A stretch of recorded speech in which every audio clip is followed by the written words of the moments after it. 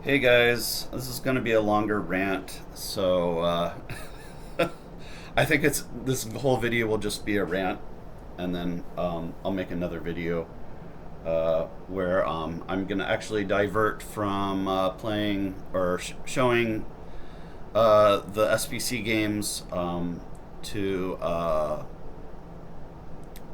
will be showing 6 games, well, actually 5 games because the last one was it wasn't really a game. Um, I'll be showing the 5 games that I played yesterday in the one-day tournament.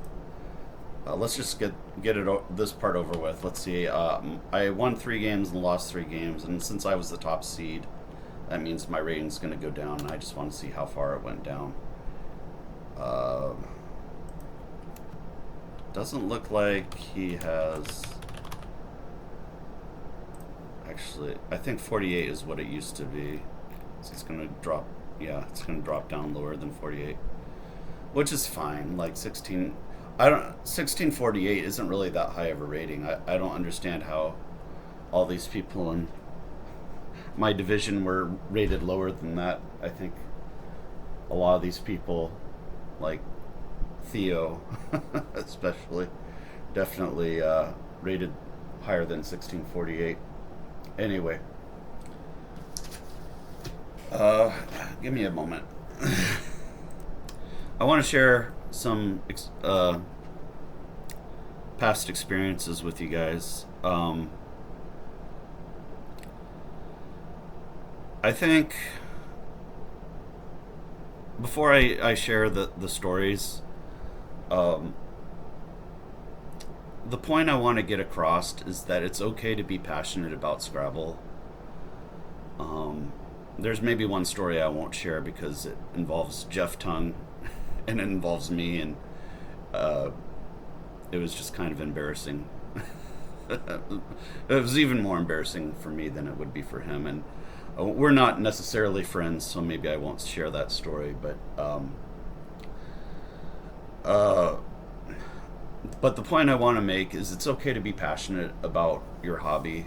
If it's Scrabble, it's okay to be passionate about it. And there are times where your passion is going to maybe go over the line in such a way where you're going to do something that's not socially acceptable, and it's quote unquote not okay. Um,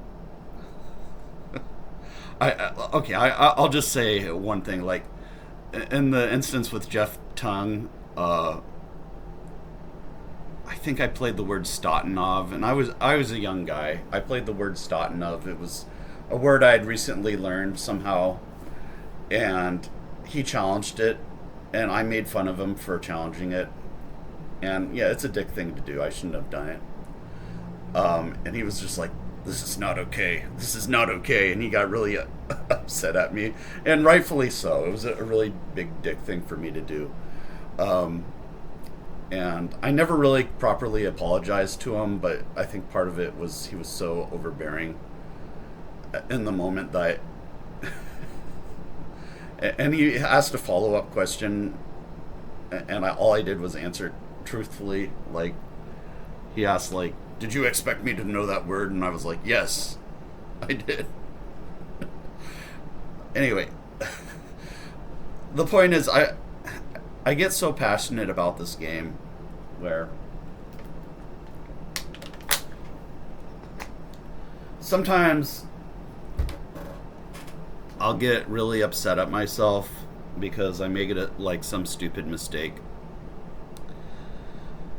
And I'm saying this because I know some of you guys do that too. You take the game very seriously, like I do, and you're very passionate about it. You want to improve your rating.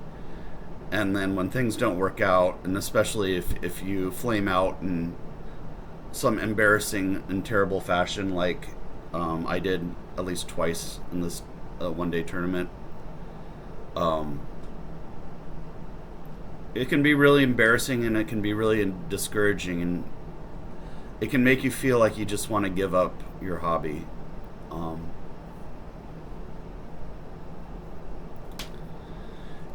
And I would say when that happens to you, when you just want to give up Scrabble altogether,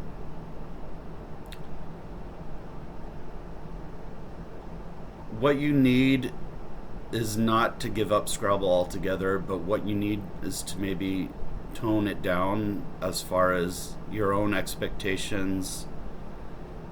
And if you're spending a lot of money like I was, flying out to different places, because I mean, if you're just going to stay locally, you're not going to be able to play that many tournaments. So you kind of need, if you really want to take the game seriously, you need to spend some money and fly out places. But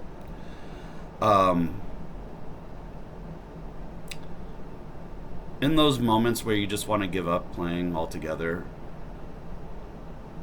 the answer isn't to give up Scrabble, but the answer is to try to take a step back, stop flying out, stop spending so much money, and just play in local tournaments and try to just have some fun again. And it's not because there's anything wrong with taking the game seriously and putting pressure on yourself and really wanting to do well, but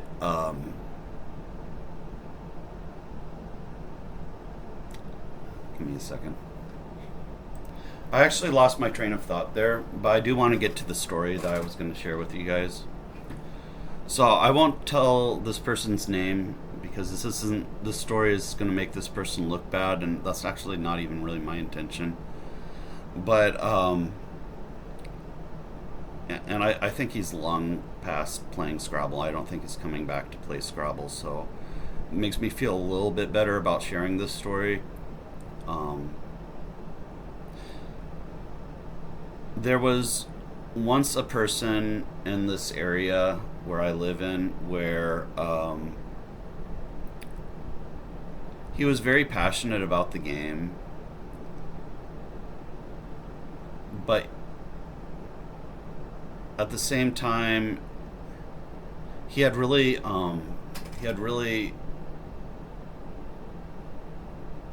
high expectations for himself. But and I can tell he was studying, and Scrabble's a game where you can study, and if you're somebody that has a lot of testosterone like this person did, the studying maybe the amount of studying that you need to do maybe could feel overwhelming because you're not really studying isn't really a high testosterone. Studying words is not really a high testosterone activity. But he really wanted to be a top player, and I could feel that because I also really want to be a top player. And so we kind of became friends, but the problem with him was like he could be really nice, and he'd make you feel really great when you made a good play, and I really liked that about him. But like the flip side of the coin was his passion for Scrabble was so great that when he made a mistake, he was so visibly angry, and he would just start shouting cuss words like the F word, and he would do that, like he'd be like, oh, he would like slap his head really hard like during the game or maybe after the game when he lost, and he would maybe talk to himself and say like discouraging, the type of discouraging negative thoughts that you have after you really fuck up in a Scrabble game. And he would do this all the time, and like I wish I could have helped him. I'm not like any kind of therapist or anything, so I wasn't really equipped to help him. But I really liked the guy because I admired his passion, and you just don't see anybody like that in Scrabble. You don't see anybody that's really passionate, whether they're good at the game or not. I really admired that guy's passion because I see that passion inside myself. And when I have a bad tournament like I did yesterday, it can be really easy to just want to give up. And eventually he did just give up. I think at one point he said, Scrabble's not healthy for me. And I have to agree, it probably wasn't healthy for him. And so giving up was the right thing to do for him, just because he couldn't handle it. But because it wasn't just our group, because our group was a Sunday group where we met informally in like a commons area where there's a bunch of places where people can play different board games, and that actually continues up to this day. I still host that Sunday session, and that Sunday session is really important because, like, in one particular game, I think it was the first game that I'm about to show you, I screwed up my tracking, and I'm pretty sure that it lost me the game, because I think there may have been a way, if I hadn't screwed up my tracking, I could have won by blocking his play, but maybe not. I'd have to look at it. But it was at least possible that maybe if I had tracked correctly, I could have blocked his big play at the end. But my point is, you gotta go out and it's really nice to play on Woogles, and there's some of you that are living in areas where there aren't many tournaments, and maybe there isn't even a club that you can go to. There used to be a club for years in Seattle, and it recently tried to restart under Jane Bissonette, and it failed because there wasn't enough people. And it's kind of sad, but I understand it. I wish I could create a club myself, but there really needs to be enough people to support that regularly come to support a club. And I'll admit it, like, Scrabble's not in a great place when a big city like Seattle can't even maintain a club. But at the same time, I feel like NASPA doesn't do anything to help local areas like Seattle to try and get out the word that Scrabble's a really cool game and there's really cool people. And so I guess that's my big criticism of John Chu. Obviously, it's the same criticism I have of WePo. WePo's numbers as far as like their tournaments are also dwindling. So Scrabble's not in any great place, but I'm not going to quit Scrabble. And I shouldn't quit Scrabble. It's something I love. I think there's something uniquely special about the game. And I have a passion for it. And there's nothing wrong about being passionate about a game that you love. We're at 13 minutes. I think the rant is pretty much over. I said what I wanted to say. I'm going to take a pause here, and I think 13 minutes isn't that long, so I'm going to take a pause, and then we'll look at the first game. I do want to say, though, that if you're like hitting the table, like I know Magnus Carlsen did it at one point. Maybe it's okay to do it once in a while, but you don't want to make that a habit. You don't want to make it a habit of shouting the F word, or you especially don't want to make it a habit to hit yourself in the face. Those aren't healthy things to do. All I'm trying to say is, like, maybe if you do it once in a great while, it's not the end of the world.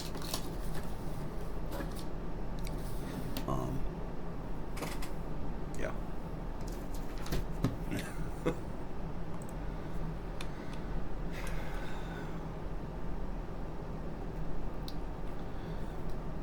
I always find it interesting to see the picture of the person I'm playing, so I don't know if Richard has a picture. I don't think he does, actually. Yeah. So no picture of Richard Stein. I need to tell him to get a picture up there.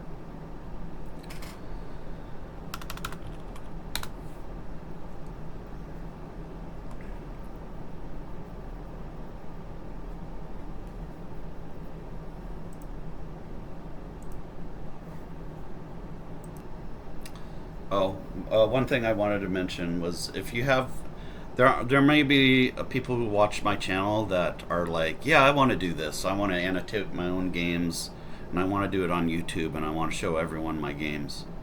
And I would encourage you to do it.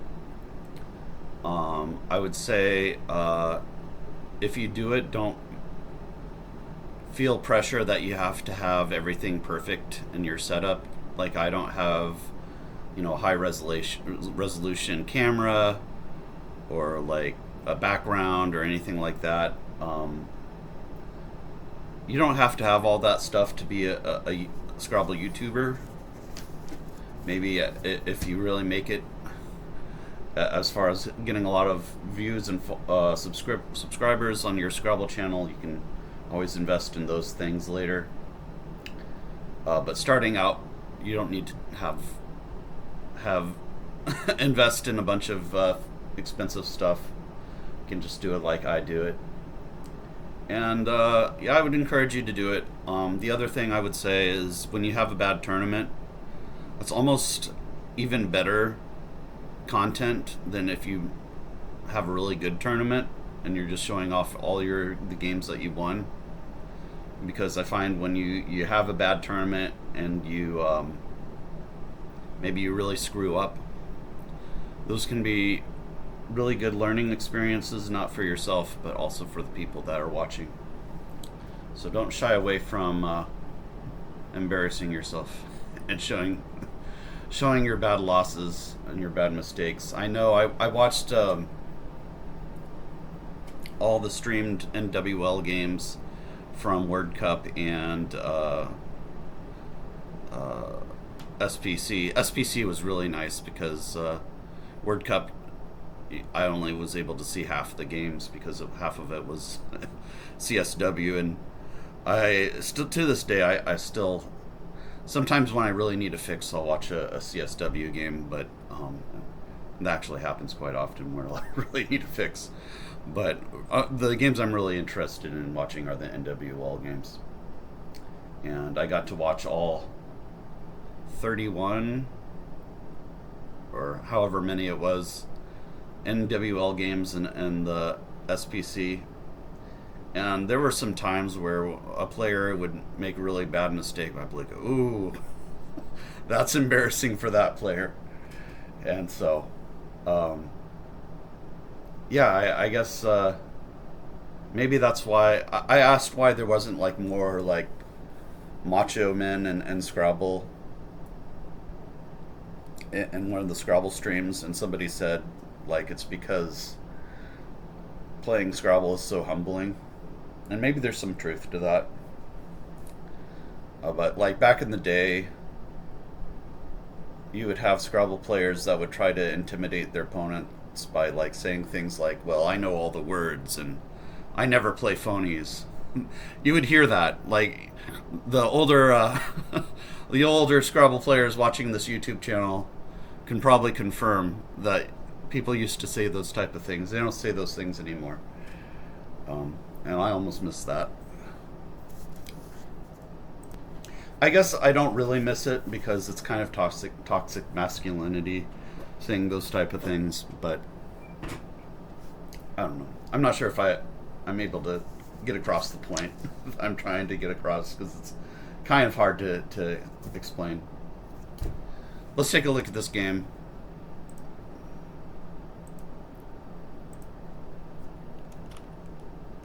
I go first, and this is game 1 against Richard.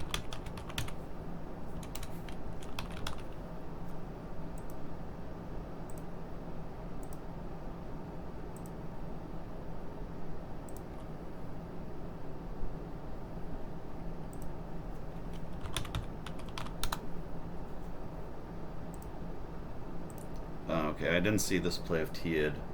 This is absolutely the right play. I obviously know the word of Tiad. I think maybe this would have been worth... There is some merit to not wanting to take too long on a play. But yeah, let me open this in Macondo. I'm pretty sure Tia's going to be quite a bit better than my play. And I just realized I don't have... Okay, I need to turn full screen off. Okay. Alright, let me open Macondo. So there's the play, Tia. There's my rack. So what I did in this position is I just played it. And I'm just curious how bad that play is compared to the optimal play. So we'll use Macondo, not Macondo. And my play was H8 it. Oh, I actually, before I can use this, I need to actually... Alright, hold on. Oh, this is so bad. I need to generate some plays. Maybe 50 is not... That was 20.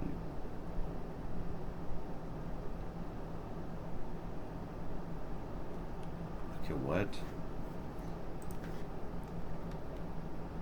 Apparently it didn't like my... I don't know, something... I think that was a bug in Macondo. Okay. So I generated 40 plays, and now I can do this.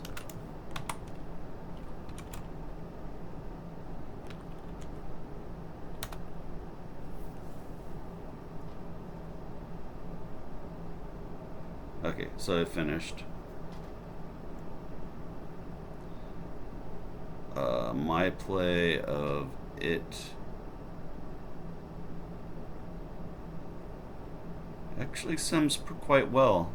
48% is only... It's actually the third best play by win percentage. And Tia is actually not as good, although it looks like it's better than it to me. It's actually slightly worse in win percentage. It's kind of interesting. Yeah, I don't... T8G? Yeah, I was actually debating between T8G and it. I went with it because I know a lot of 9-letter IT words, and that was the main consideration there. Alright, anyway, let's move on. Don't have anything much else to say about this. I wasn't able to take a picture of this game before Richard started scoring the tiles, so forgive me if I screw something up here. I think my play here was fine. I played Fidgety. It likes Gaddy. Yeah, I think Gaddy's better, but I played the second best, at least by equity, play. If you make the top equity play every move, you're actually doing pretty good. It may be not the very best, but you're going to be playing as strong as Hasty Bot, and Hasty Bot destroys me almost all the time. So he plays Dopey.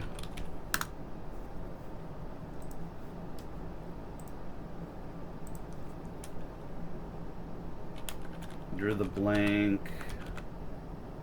I really had 3 R's? Or is that a V? No, that's a V.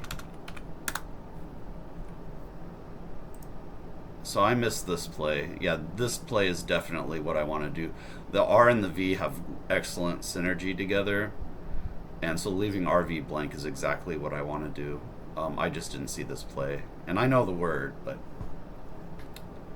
that's kind of unforgivable. If the problem here is I didn't generate this as an option. If I would have seen that play, I would have made that play instantly. That's just such a good play. Here, of course, is almost just as good. I actually don't know what the difference between these two plays are, but whatever it is, it's not that important.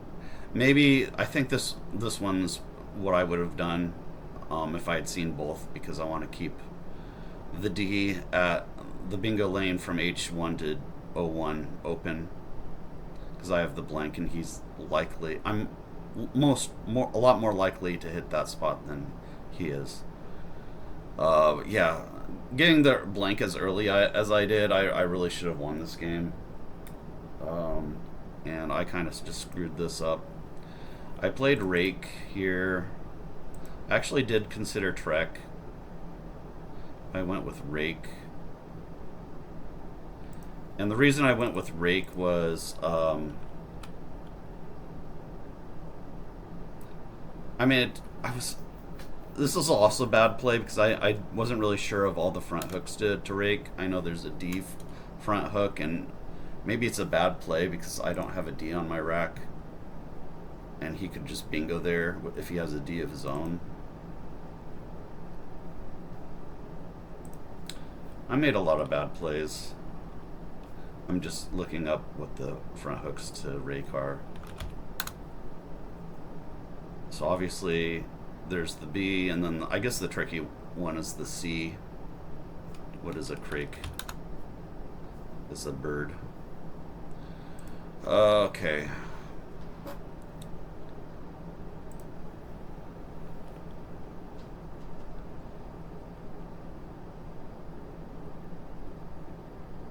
He plays logo somewhere.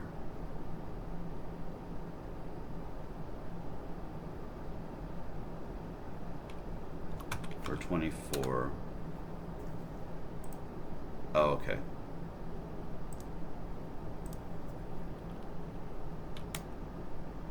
And then I drew and then I drew both blanks, which you never want to draw both blanks. That's just something you never want to have happen. Yeah, this would have been better. I actually forgot that. Even though I made this play of Rake, somehow I was oblivious to the fact that it takes a D when I was actually playing this game. Anyway, I played Investor. I wonder if it takes... I want to say it does take the E. No, it doesn't. This is one of the few ones that it's a common OR word that doesn't also end in ER. A lot of the common OR words also take the ER in a surprising way, but this is one that it's still forbidden. That you have all these other words like servante. I don't know how to pronounce that or what that word even means. That's on my dream plays list, just to play Servente at some point. Satirical medieval poem. Anyway, we're wasting time. And then he bingos right back with the Eurolights. Yeah, I know where it played. It plays through the E. He had Ritualize. Okay, there you go. There was your big mistake in this game. You missed playing Ritualize. No, that was only 3 points better. Oh, actually, he also missed. It was actually 10 points better, but he also missed Ruralize. Anyway, Richard's not a perfect Scrabble player, so he plays Eurolights, which does take the R hook, and that was unsettling to me because I didn't have an R. And I missed a bingo. Holy crap, and it's a really easy bingo to find too. Aerogels. Oh, I played this game so bad. Alright, give me a moment.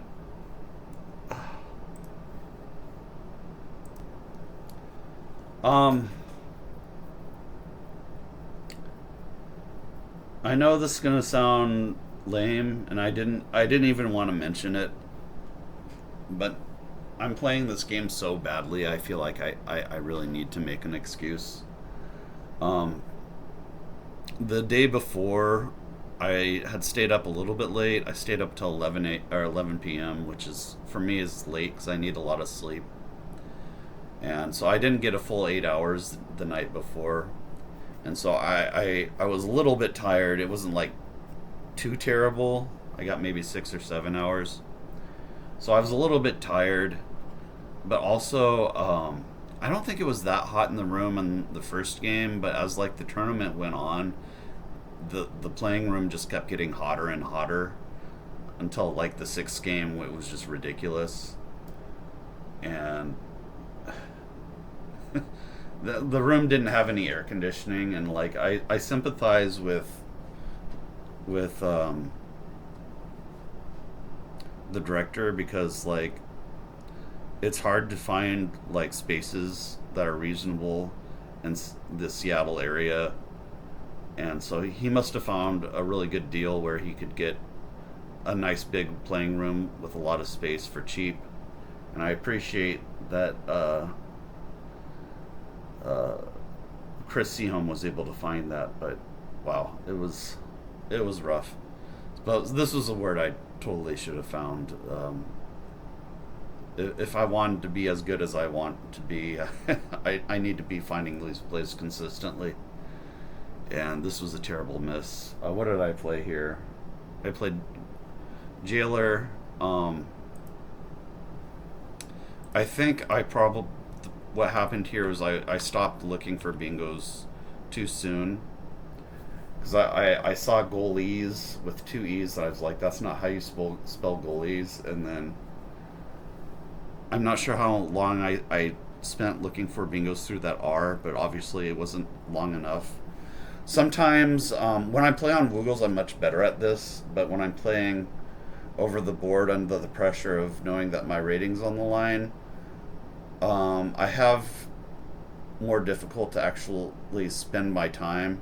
And sometimes, like on Woogles, I can get in time trouble, but it's actually worth it to spend your time on plays like this last one, where there's actually at least a possibility of there being a bingo. And a lot of times you'll hear Josh Sokol say, well, he did a really good job of knowing that there was no bingo here. And I guess in some situations that's right. But when you're at like the 15, 14, 1600 level, it can actually be a benefit to really spend your time and make sure you're not missing something, even if it's going to make you low on time. And I think if I had found aerogel, even if I was low on time, I would have been in a commanding position.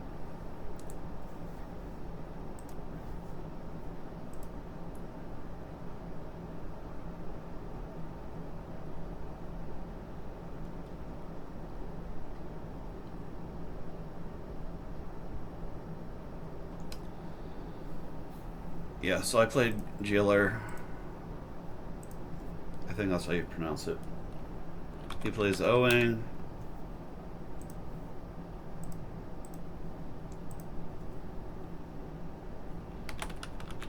And I guess I wasn't punished too badly for missing that bingo, because then I had another bingo right away. I actually missed this play of Nearish. I kind of had a feeling that Hernias had a anagram, but I think I was already getting low on time. And I didn't play it here.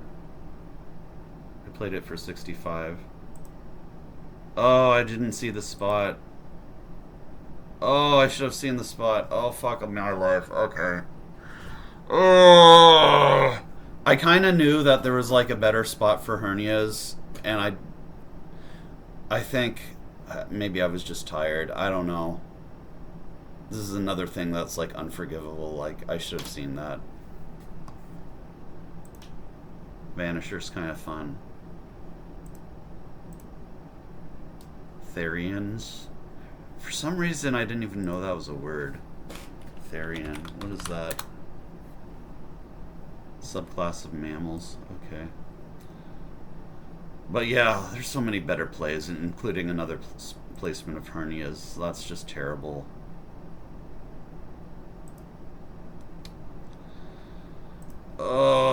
I lost this game in so many freaking ways. He plays key.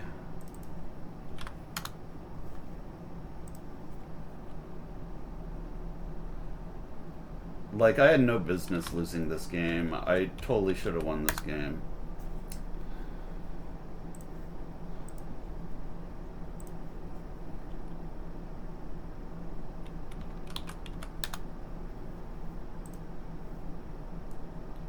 Says he played it for 22. Okay.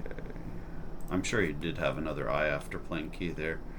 Otherwise he'd just play for, well, not necessarily, I guess.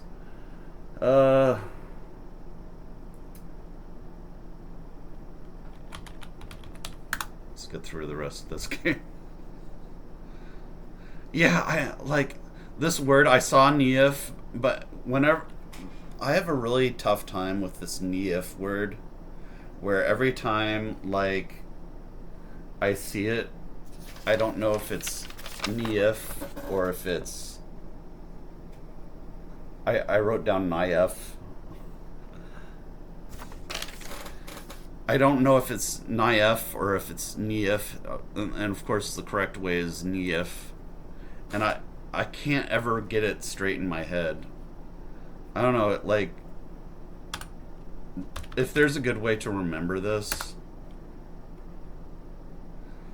because the weird thing about Neif is that the definition is naive, and this word they flip. And naive means the fist or hand. Like, nobody uses this word in like real life, either Neif or naive.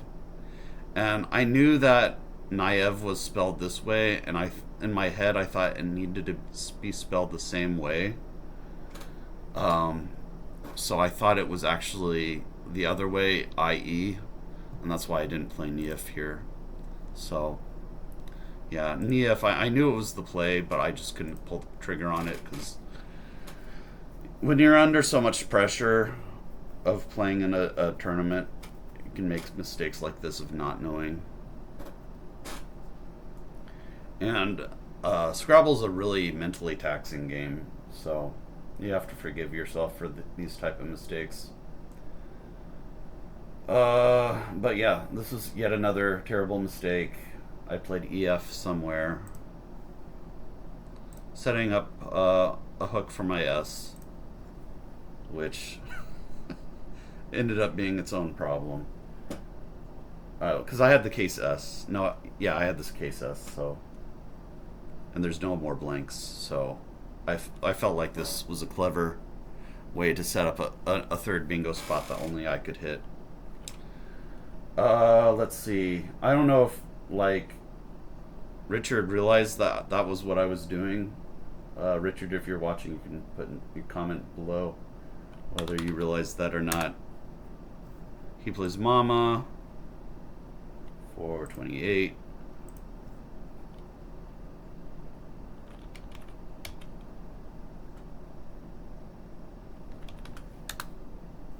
I was gonna say, there better not be a bingo in here. There isn't. Played F for 25.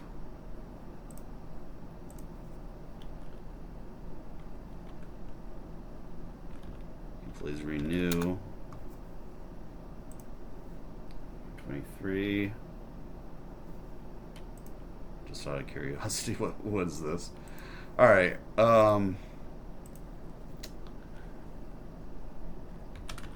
I don't think there's a bingo in here. Let me just double check.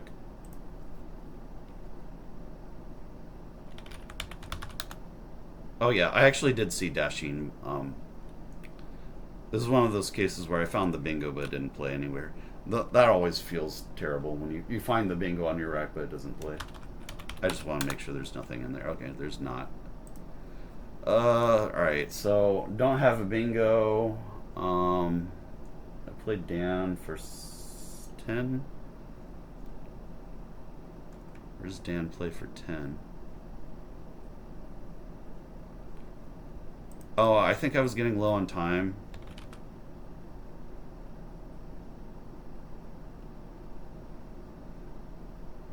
I think that's what happened.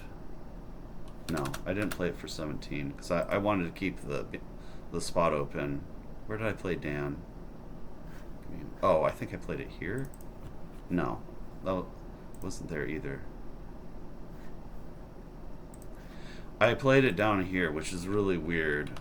But the reason I played it down here was because this was probably the game losing mistake. This is probably well below like several different options I had. I don't really understand why all these plays are better than what I did, though. I guess with Nada, the reason why I don't like Nada or like Anna plays like that is because, I mean, there are more vowels to draw, but a lot of the consonants are really consonants that I don't want to draw, like the B and the V. There's a lot of tiles I just don't want to draw. So I didn't want to play off too many tiles. Oh, this is a complicated situation. I'm not really sure. I could probably spend a lot of time trying to figure this move out and still not really understand it perfectly. So I don't really want to belabor this particular move. But anyway, I played Dan.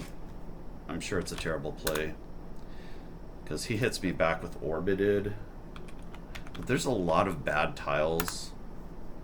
So when he made this play, I probably still have a chance to win here, even though that does put me down quite a bit. It puts me down 23 points because his tiles are going to be so bad and my tiles are going to be fairly good. I still probably have pretty good chances to win here. And I did not see this play of Braked for 22. That is freaking amazing. Dead is also great. I should have played that too. What did I play here? I played Dab. I'm not entirely sure why I made that play, but I do know I was getting low on time. He plays Jube here.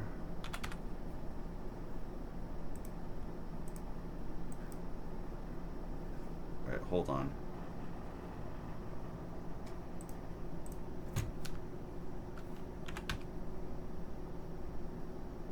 And this is where I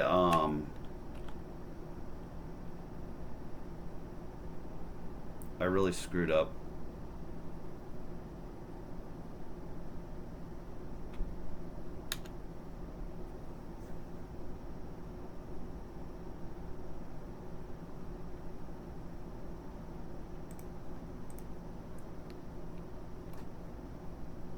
I'm not sure exactly what his last tiles were in this.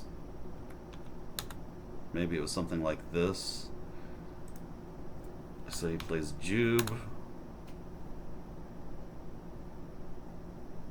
And my rack was actually this one. I probably have a win here. So let me just pause for a moment so I can see what that is. Alright, I had to do a help command. I don't think I've ever used the end game thing before, but I'm curious on this end game. Let's do this.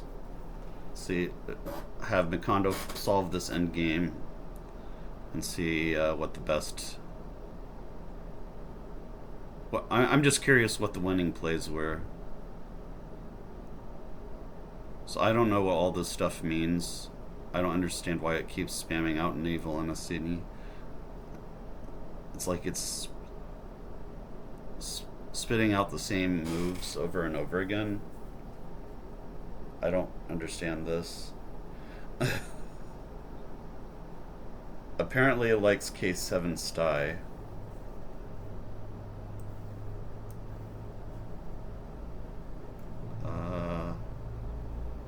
K7 Stein.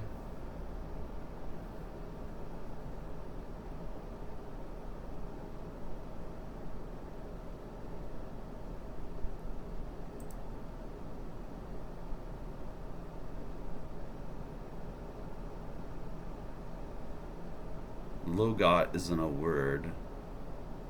This is K7. Logot isn't a word.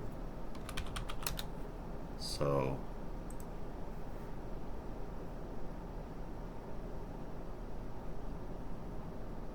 Oh, okay. So it found the best sequence.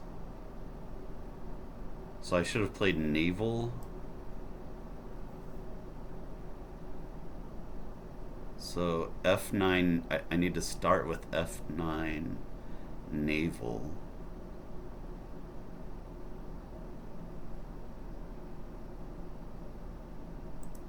Holy shit. Yeah, I don't think I saw this play at all.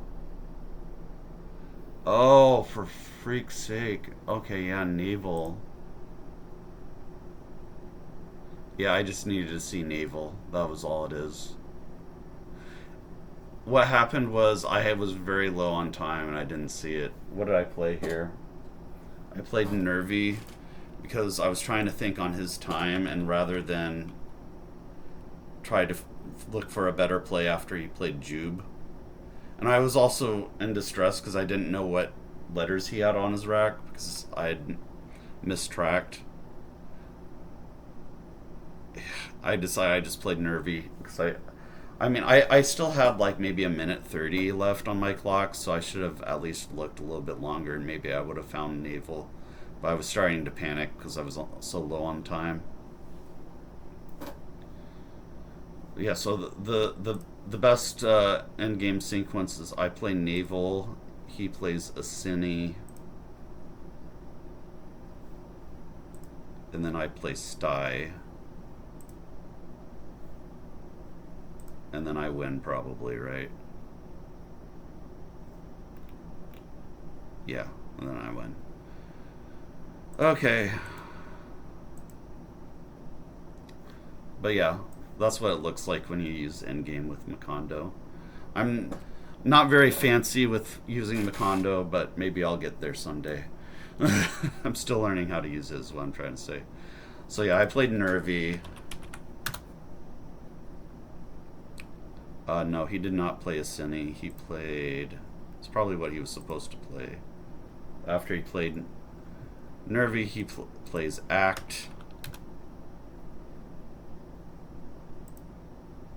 And then I still have a chance to win even after he plays Act if I find this.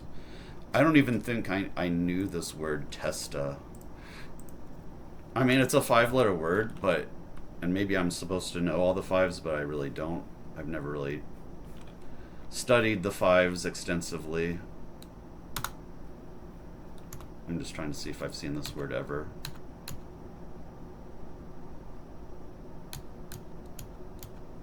I've never seen this word once in my life. Testa, so that's why I didn't see it. The hard outer coating of a seed is a testa. So I wasn't about to find testa because I've never seen the word in my life. But yeah, I mean, I guess I like to think that I'm a really strong player, but I still don't know words like testa. Yeah, I guess that's another way I could have won. Like, so if I play testa, then I get 6 more points. No, testa still loses.